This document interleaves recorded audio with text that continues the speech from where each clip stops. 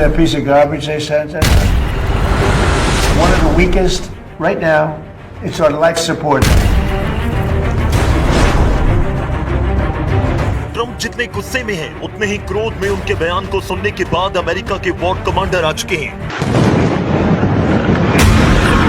मुस्तफा की core team ने Trump के भड़काऊ बयान के जवाब में धमकी दी कि अमेरिका ईरान को एटम बम बनाने के लिए उकसा रहा है।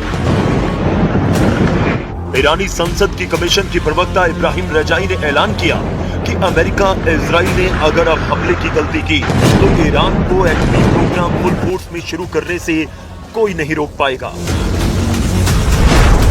ट्रंप को loud and clear message, Khamenei करेंगे 90% यूरेनियम संवर्धन। 90% संवर्धित यूरेनियम से बनता है एटम बम।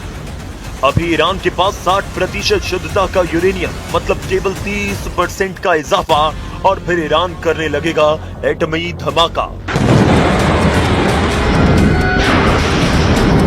ट्रंप और नेतन्याहू के ताजा बयान से ईरान वॉर मोड में आ चुका है। नेतन्याहू ने 60 मिनट लंबे इंटरव्यू में ईरान पर होने वाले हमलों की टाइमलाइन साझा की।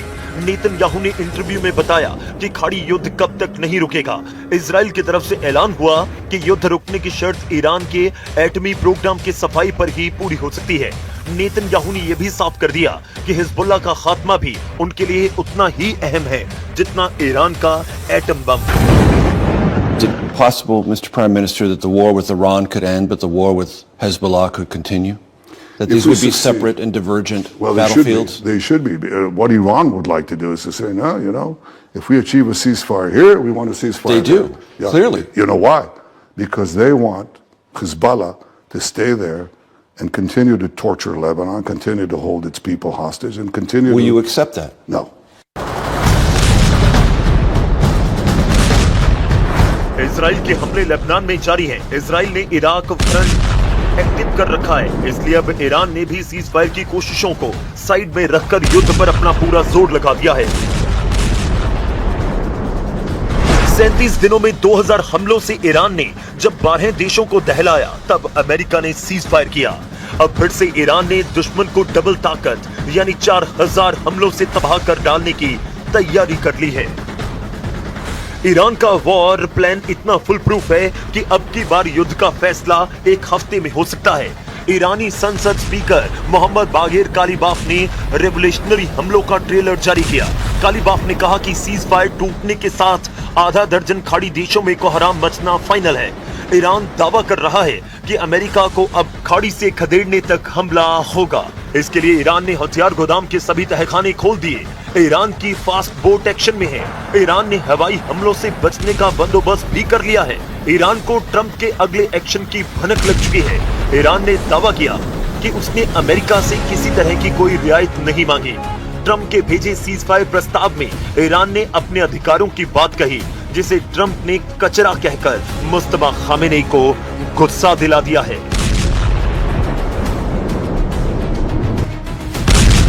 ما هیچ امتیازی مطالبه نکردیم.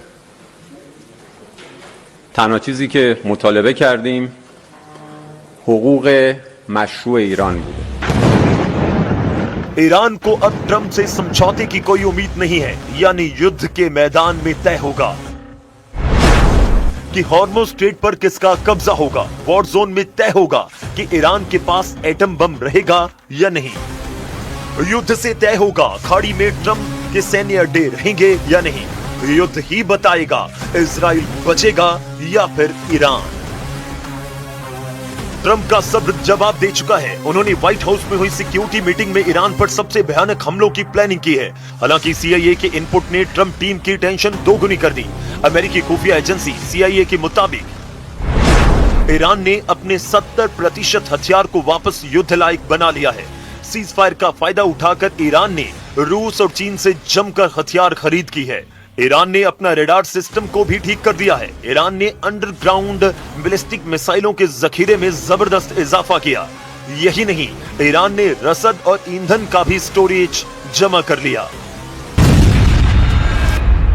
ईरान लंबे युद्ध की तैयारी में है, क्योंकि जब तक युद्ध को लंबा खींचा जाएगा तब तक ईरान का पलड़ा भारी रहेगा।